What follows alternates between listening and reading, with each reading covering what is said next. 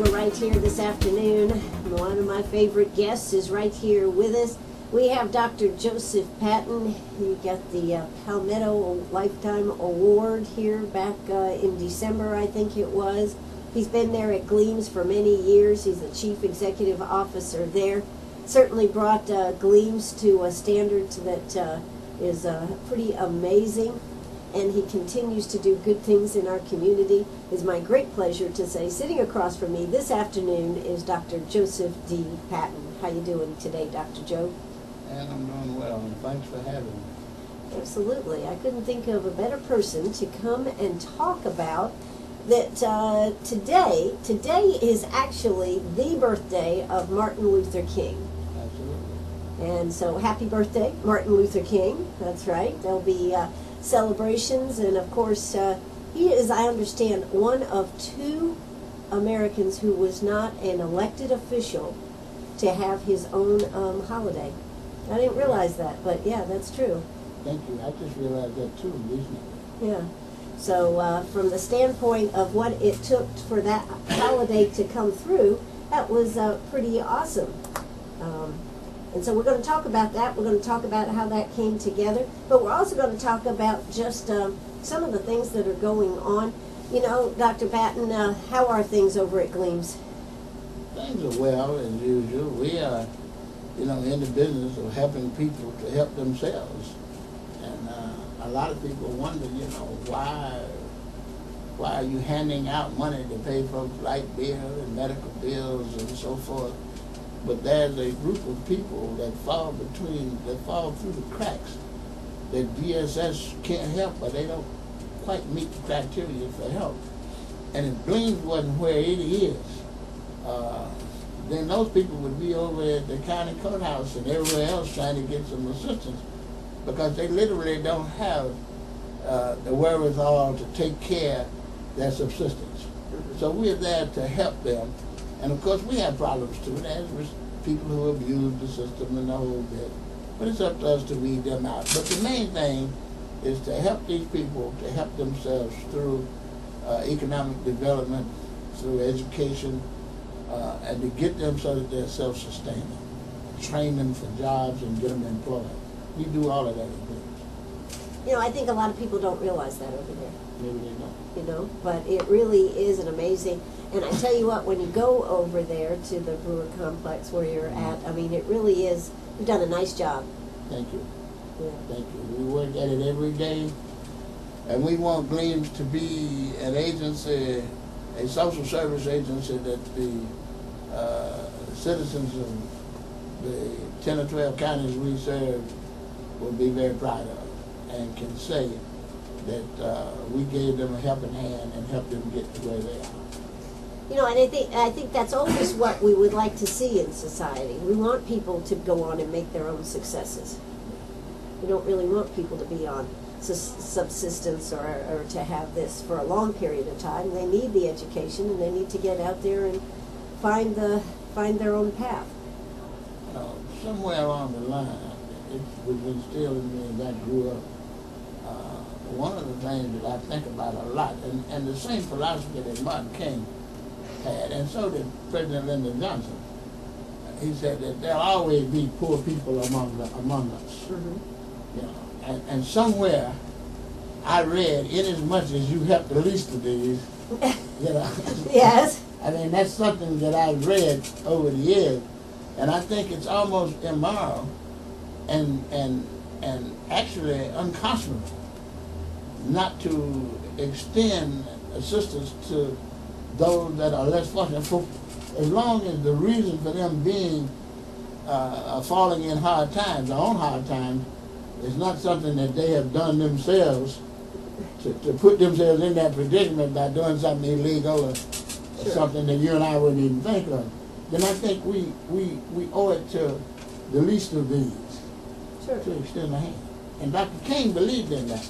It was all about, it was all about poor people. It just wasn't about black people. That's hard to explain to folks nowadays, because back when the situation came up about making a holiday available to folks for Dr. King, a lot of people from another persuasion kept saying, why would you create a holiday for this man when all of the hell that he caused across the country and the unrest and the turbulence, and that it wasn't about that. And he's just for black folks. He wasn't for black people. I think that is something that people don't think No, about. he was for poor people. He just wanted everybody to have a chance. Yeah, and I think the idea of service to your community, service to your country were very, very important to him too. It was. And that's all I've ever done, is worked in a situation where I've tried to help folks. And it's been rewarding to me. I ain't by any means a Martin Luther King, nor can I even attempt to think that I can put myself in that arena. Right. But on the other hand, he has certainly inspired me, along with a lot of other people that we can name, namely Dr. Benjamin E. Mays. Because if there had not been Mays, there would have not been a Martin King. Martin went down to Morehouse to be a lawyer. Right. And on Tuesdays, he would go to an assembly on Tuesday morning where President Mays would deliver a message Right. to his student body. And Martin was so impressed with the message that he would ask questions afterwards. And Mays would say, and I read this, Okay. I quote, go to my office, young man, and I'll be over there shortly. And they would continue the conversation. And he was very inquisitive about also the Gandhi philosophy that Mays expounded to also. Mm-hmm. And Mays convinced him that theology is where you ought to go. If you want to make a difference in this world, you can't lose. You put God and Jesus on your side, Right. according to Mays, Right. then you got the power pushing you and helping you to influence. But now it still took more man than I am, because knowing back in those days, in the early 60s, and segregation was enforced pretty good, what the end results might be. You might have to offer the supreme sacrifice, and that he did. But it's hard to find somebody that was willing to put themselves out there to that point. You know, speaking of that, we're going to hear a quick word from our sponsors, but when we come back, I want to talk about what Martin Luther King would be thinking about today, and because we have situations erupting all over our country, so I think that'll be an interesting topic, plus a whole lot more. Hey, if you've got a question for Dr. Joe Patton, give us a call, 229-7984. That's 229-7984. We'll be back after this word. We're right back here at Sharp Facets Gallery in my studio. I am talking with Dr. Joe Patton, and he, of course, is the executive director over there at Gleamns, chief executive officer, and he took some time out on Martin Luther King's birthday to talk to us about Martin Luther King, but also the situations that we're dealing with today. And you know, when we went to the break, I said when we come back, we talk about what Martin Luther King might if he was here with us today, what he would be thinking and what he would be watching and observing. You know, we talked about off the air a few minutes ago how Martin Luther King was just in the right place at the right time in history. And that if it had been 10 years earlier or 10 years later, things might have not turned out as well as far as his role in the segregation issues. Right? I mean, Absolutely, yeah. absolutely. There's no question about it. It wouldn't have turned out, because there had been a flip the script type philosophy. Yeah. The younger people aren't nearly as patient. King was a very patient man. Mm-hmm. And the people that he chose to follow him also were of that same virtue. So it would not have been, and previous to his becoming on the scene, that was a group of people that were absolutely positive that they were going to stop the movement in terms of integration. And so there again, we would wind up in a situation where There had been a Mexican standoff, as so to say, you know. And so King hit it at the right time, and his philosophy of nonviolence, for instance, fit right in to where people could at least partially accept this. Exactly. And what he wanted was equality for people. And in some of his speeches he talks about in every village and every hamlet, you know, he wanted everybody to be included in the movement. It wasn't just black people. He wanted better opportunities for people. He wanted better educational opportunities. He wanted economical opportunities for folks. And he was patient, and the way that he wanted to get there was to be ever visible. Right. With his supporters. Sure. And that caused, you know, you can be it's hard for you to stand a bunch of people up in a room and determine who's Catholic and who's Protestant. Right. But then there's no problem in determining a Chinese person from a white person or someone, because that's a visible type minority. So you have to pay attention to that. Right. And that's what King wanted to do, was to lead his cadre forward so that the country would know there's a certain group of people that are educated who don't mean any harm and don't want to cause problems, but all we want is a piece of the American dream. That's all he wanted. And today we have a situation not only from a terrorist end of things, but also in the relationships that are happening with the Fergusons, the New York City, some of these episodes that are happening. I think a lot of people are concerned where this is going. And you know, my question to you is, where would King be on all these issues? Well, you know, when it'd be like he lost his life in Memphis. It was the garbage men. Mm-hmm. That was being treated. They had somebody that had been killed in the back of a garbage truck because of the inclement weather or something, and they had to take cover in that truck. Mm-hmm. And they called Dr. King, and he moved his entourage of supporters, Ambassador Andrew Young, as we know him now, and Abernathy and Jesse Jackson. He took them all up to Memphis. But they had several meetings to strategize their approach when they got to Memphis. Sure. And of course, in its embryo stage, when they first got there at the Lorraine Motel, King was gunned down before they had the opportunity. But right now, for instance, if he were called with reference to the Ferguson issue, King would put together some of the best minds he could find in a think tank and go over this data and look at every particular little incident that has taken place. Mm-hmm.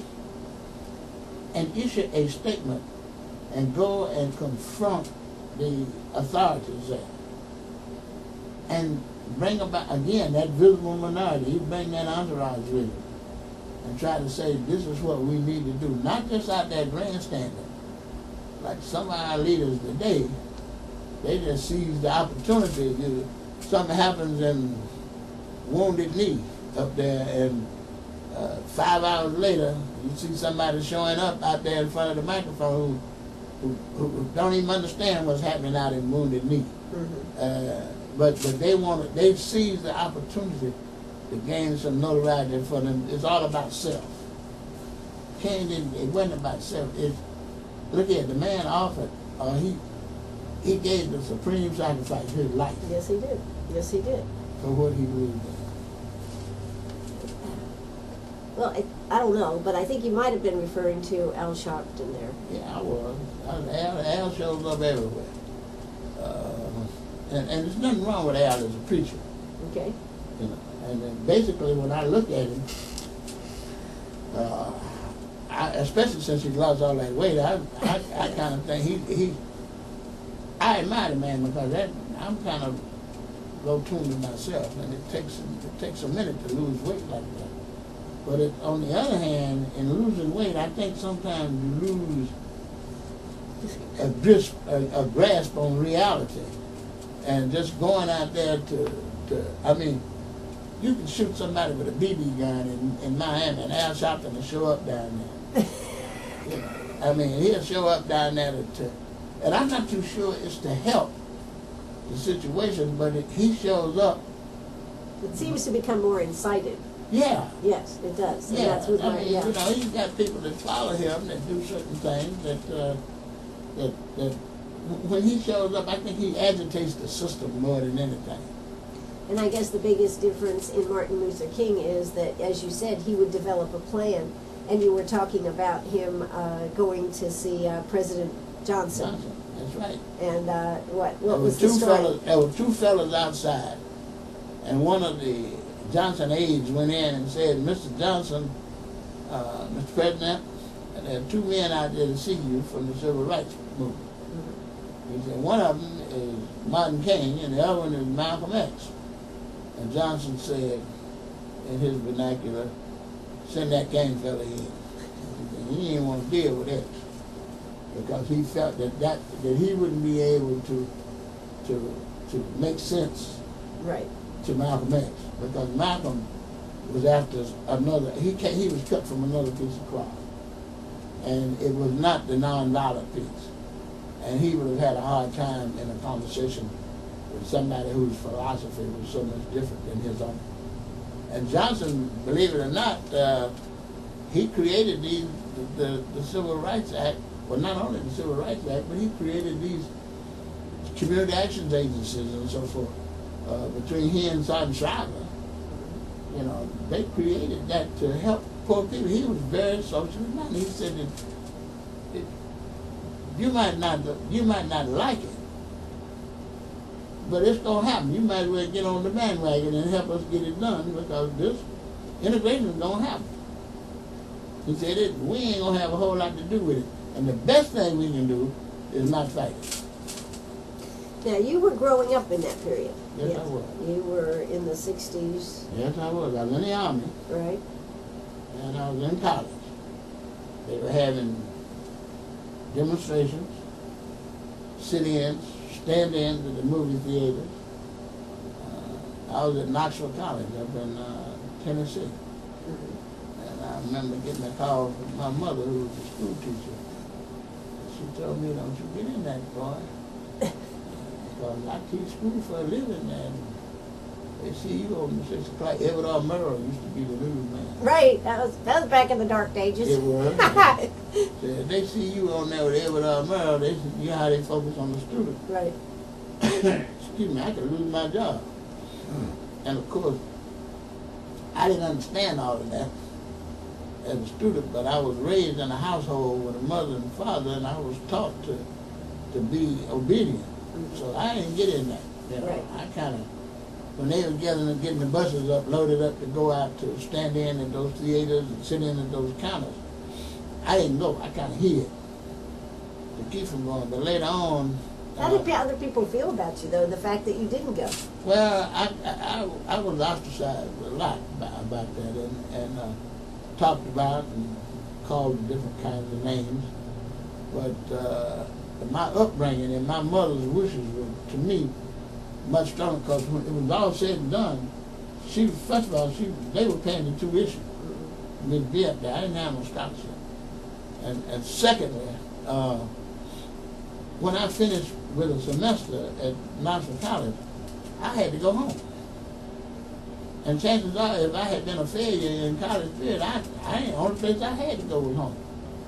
So I had to try to do what my mother and father wanted me to do, and that's not being involved. So I didn't care.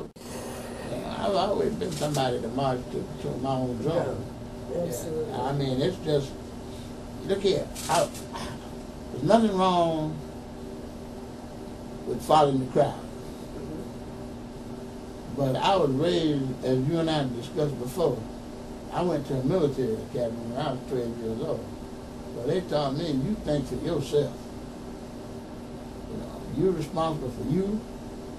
And if you do that well, you're going to be responsible for several other people to stand up there with you. Yeah, that is one thing about the military, isn't it? Yeah. Absolutely. Hey, I'm here with Dr. Joe. Let's join the news in progress. We'll be right back. Hey, if you got a question, give us a call. 229-7984. That's 229-7984. Are you a pirate or a pack rat? Do you have a vacation of a lifetime sitting in the attic? Or a college tuition hung on a wall? Or is a fabulous retirement hidden in your jewelry box? Bring those items to Sharp Facets Gallery. We can establish value and buy from you or sell for you. And so ends another chapter at Sharp Facets Gallery, 72 Bypass, and on the web, sharpfacets.com. Oh, that's right. We're right back here, Sharp Facets Gallery on the 72 Bypass between Bank of America and Burger King. We are here with Dr. Joe Patton this afternoon, just talking about the fact that today, which is January 15th, is the actual birthday, and you couldn't be with us on Monday, so you agreed to be able to come with us today. And so we're having an interesting conversation about Martin Luther King, how he did what he did, how he was able to accomplish the things that he accomplished, and also looking at, I worry that in some aspects we may be going backwards, Dr. Joe. What do you think? I think so too, and I think it's because there's no structure for our young people. We're not setting the right examples for them. When I say the right example, we aren't setting examples for them. We're so busy trying to grab that piece of American dream ourselves till we have forgotten that there's some people in the galleries that's watching us that are looking to us for leadership. And they're called the children. Yeah. Yeah, they're the children. They're the children. Right. And you know, in order to have a society that's strong, you know, we have to go back to where you start indoctrinating children and working with their minds at 3, 4, and 5 years old, and getting them headed in the right direction, and not just hanging out being, even our movies and things, the television programs, half the stuff that I see on the television is not worth my children looking at, but my children are grown at this point. Sure. But when they were young, we censored what was on that television, and we didn't let them watch anything, because I didn't want them to form ideas in their heads that they could do some of that stuff in my house and live with me. I mean, they had to conform to a very stringent discipline. And it wasn't that I was some kind of Attila the Hun or something. It was just that you know, if you're going to exist in my household, then your mother and I call the shots in here. Sure. And when you're old enough to provide your own place to live, your own automobile, your own food, a family of your own, then you can do whatever you please. I won't be coming to your house.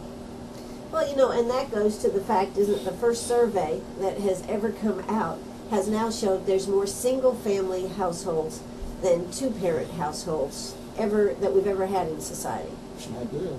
We are going backwards.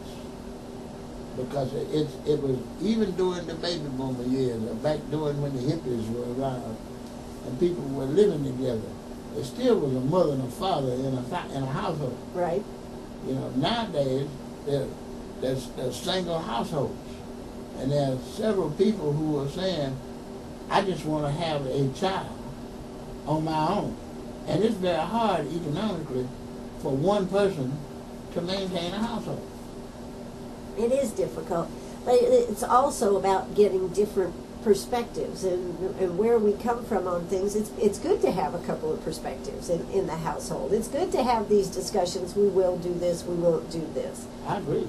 And if you don't have that, then you're losing out. And then as a child grows, you and I were talking about this, the household becomes the structure for the household. And then when they go off to school, they've got the school structure, but they've already learned somewhat by living in a structure. Mm-hmm. And then as they get out into school and into the community and into a job, they realize that there is, shall we say, a hierarchy. Mm-hmm. Somebody's always going to be in charge. Mm-hmm. And it may be them, and it may not be them. And in the military, they have a saying that any time there's more than one person, somebody's in charge. But they go by date of rank, who's the highest ranking person.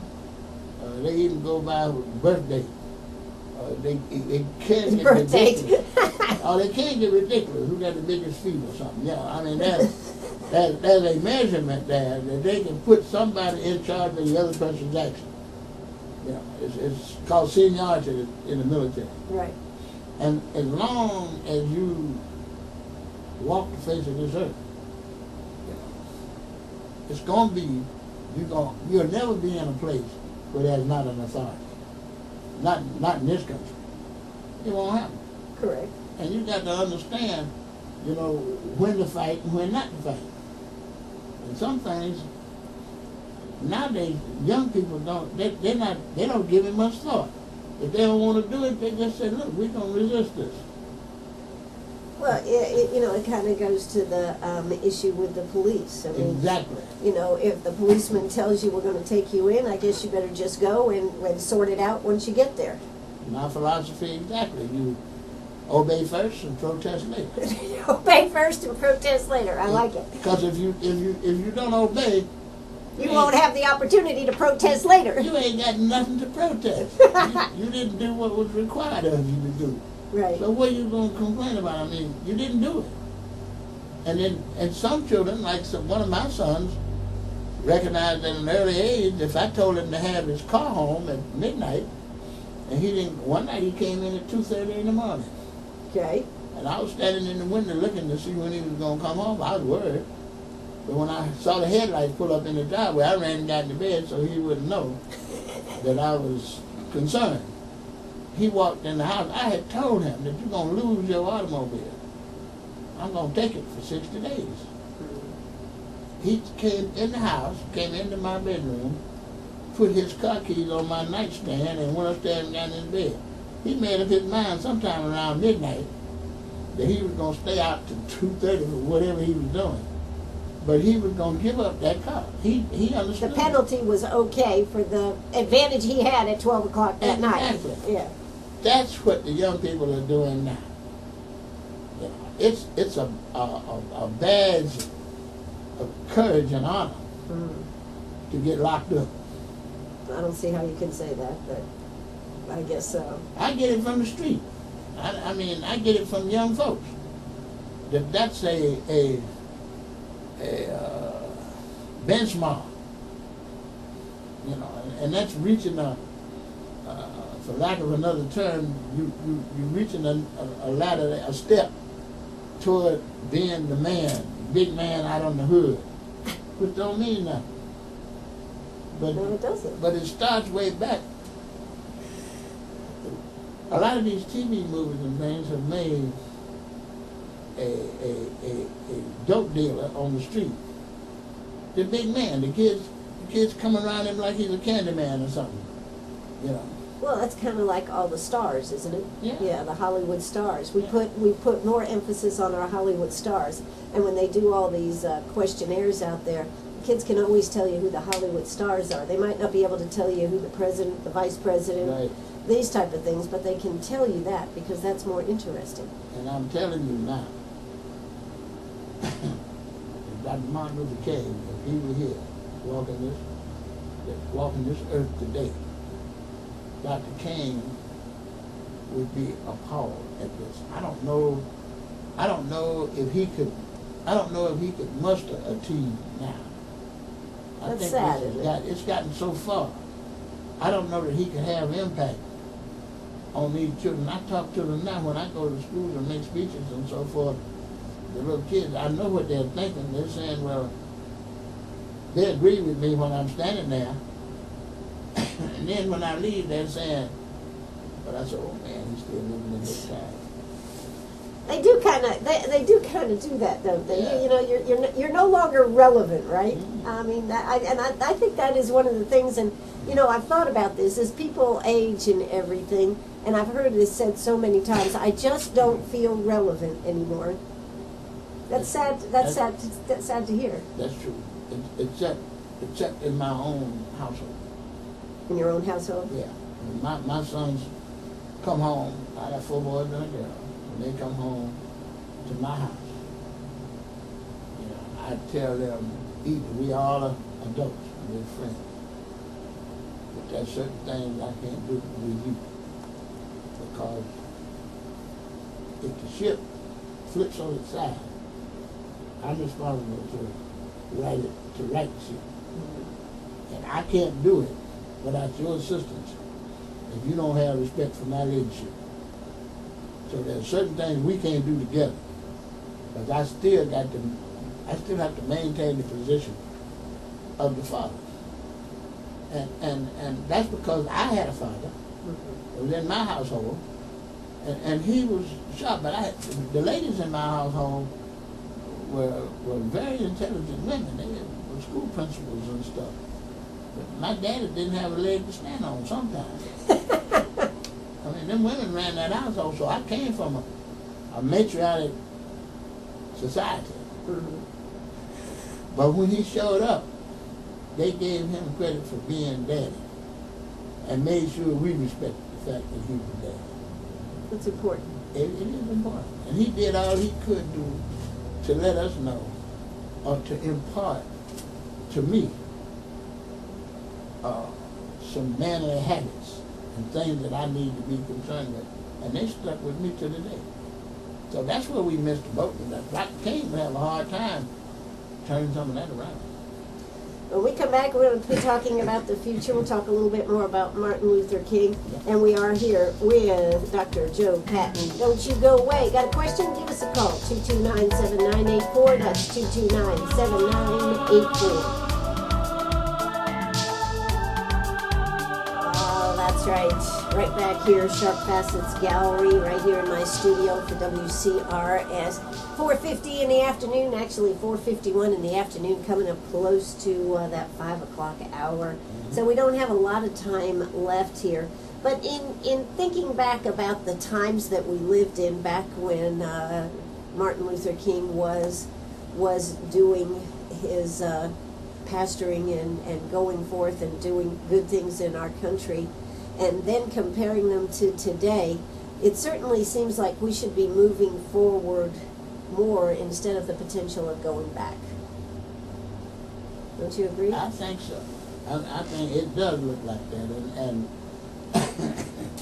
and I'm really, really, really concerned that we are going back and not forward. Somewhere along the line, we as adults have sidestepped a responsibility to guide society in the right direction. We allow so many things to happen. For instance, this social media thing that they got out, Yeah, Facebook, etc. Yeah. We allow that to exist, and it's because we think people have certain individual freedoms and rights, and you do, as long as they don't infringe on what's mine. Correct. I mean, your freedom stops where mine begins. But we let people say anything, they come on, they talk about, and they're ugly. They say bad things. They are. They're very ugly. And they post bad things on Facebook with no regard for the person's feelings of what that they're writing about or talking about.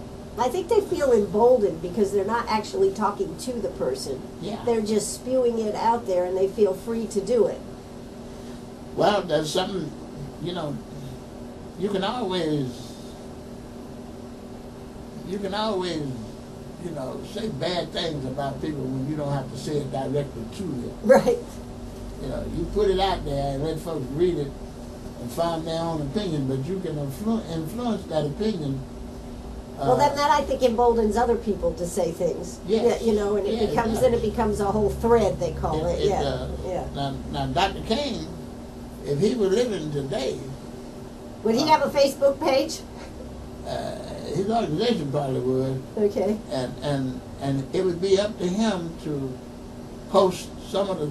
He would have been much more effective back when he was doing the March Selma, for instance, and the civil rights demonstrations. nonviolence demonstration. If he could have published what his philosophy was, so that people could have access to it more than they did, he would have been more. But then again, if you set that up, then you got that other crowd that's going to critique and rebut what you're putting out there is for the good of the cause. Right. So I'm not too sure that Facebook would have been of that much help. A good medium for Dr. Martin Luther King. Right. Yeah. It wouldn't have been that for him. And today, Facebook is misused, I think. Well, I think there's two sides of it. There's the side where you tell every inane thing that is happening in your life, which is more than what most people want to know about you. That's true. Okay. That's true. There's good things that can come out between supporting and doing for others, or helping in a situation where somebody needs some help. There's good parts to that. Also. But then there is that other negative part where I don't like this, that, or the other about a person, so I think I'll just go ahead and set them straight, put whatever I want out there, and let it rip. And that's what the young folks are doing. And us as parents, we're not doing anything to censor what's being done or said or put out there on Facebook. Yeah, that's true. If I had a youngster living in my household, he would have a certain time for computer time, and trust me, I'd be all involved in that.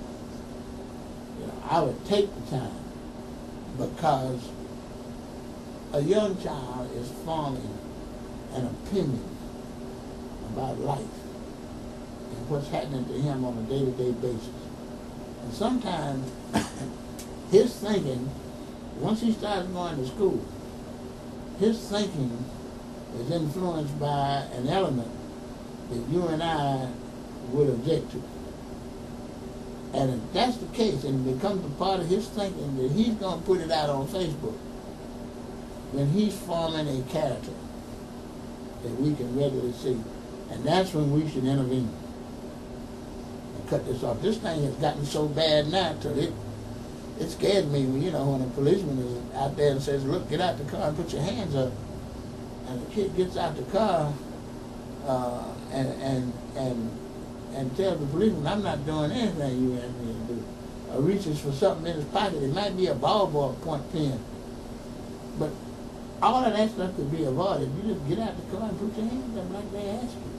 That's the authority. You know, and authority is the way of life in this country.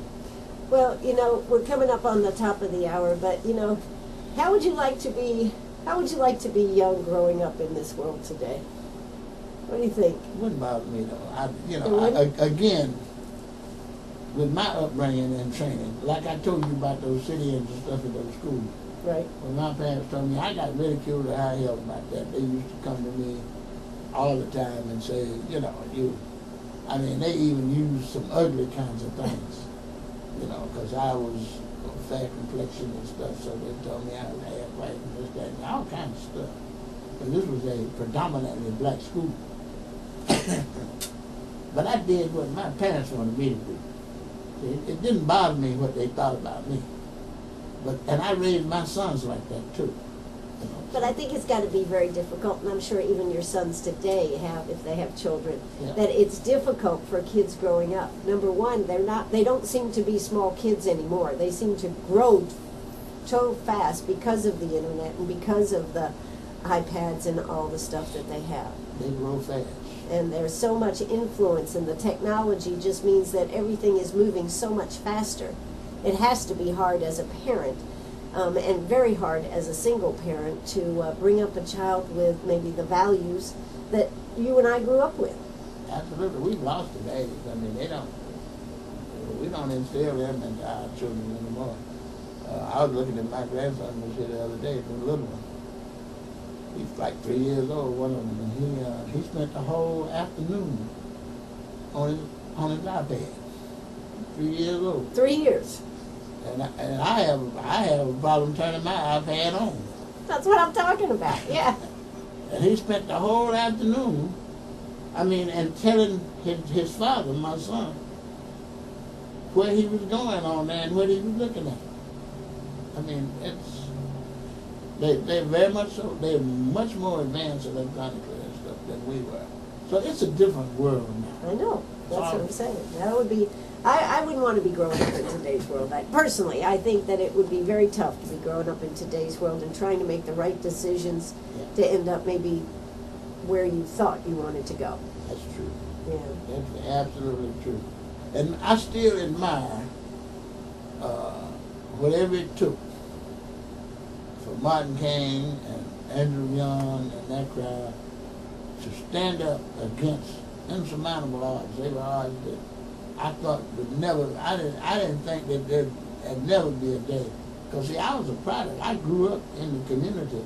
When we go in Montgomery Ward, for instance, and they had a white and black, white and colored, you say, water fountain. Right. And I drank some water out of the white fountain one time, and the lady in there, the clerk, snatched me up and slapped me. For real? And I really didn't want my mama. My mama was in the store. I didn't want my mama to know that, because that might have been all I was. Wow. This is WCRS right here in Greenwood. So your mama never knew about it? No, I never told her. I never told her. Even after I got grown, I didn't tell her that. But I knew what was happening. You knew your place, though. I knew I was wrong. So why go tell my mama? She might jump on that later, but she'd whip me too when I got home. Because I was wrong. I was old enough to read the signs, and I knew better. So it's back in those days. It was very difficult, and to fight that. I mean, you ain't talking about just one place. You're talking about every department store. You're talking about every filling station, every restaurant. You're talking about anywhere you went, every church. It was all segregated. So but it's not that way anymore. No, it's not. It's not that way anymore. Which is good. Exactly. But we as black people have lost in the integration, because we had thriving avenues of black business. Mm-hmm. And once things were integrated, yes, why should they go and stay in Town and Tourist Motel when they can go stay in Holiday Inn, which was much nicer? So we lost a lot of our economic value. The only real thriving black business that I know, this is my opinion now, somebody might call in and say I'm wrong, is the undertakers. The undertakers. Well, you're right, today. That's what I see now. Still, yep, you're right. Anything other than that, I mean, we used to go to our black barbers up the street, and now we go to Sports Clips and some of these other places, and I mean, we don't have those thriving black businesses anymore. So we lost it. But you got to give up something to get what you want. That's true. That's life. That is life. Well, Dr. Joe Patton, it is always a pleasure to sit down and talk with you. I really appreciate you coming out and talking about Martin Luther King. Any closing thought you'd like to leave us with? And I appreciate you asking me over. I always feel grateful when you ask me to come for a chat with you on the air, because there's so many things I think about that we think about alike, and some we disagree on, but we're not going to get into that on the air. There's the one thought that I have is somewhere I read, and again, it said, inasmuch as you have done unto the least of these, you've done unto me. And I think that was Dr. King's philosophy. Let's help the poor. And I'm still in that business of trying to help the poor. And I think that everybody that's under the sound of my voice will listen to that and not be as selfish with what's yours, and help someone else who's less fortunate. Then I think this would be a much better place. It'll cut out some of this competition that we've got. And we should spend more time educating our children. That's my thoughts. I think you're right. Thanks so much for coming out today, Dr. Joe. Thank you. All right, this is WCRS right here in Greenwood. Bye-bye, everybody.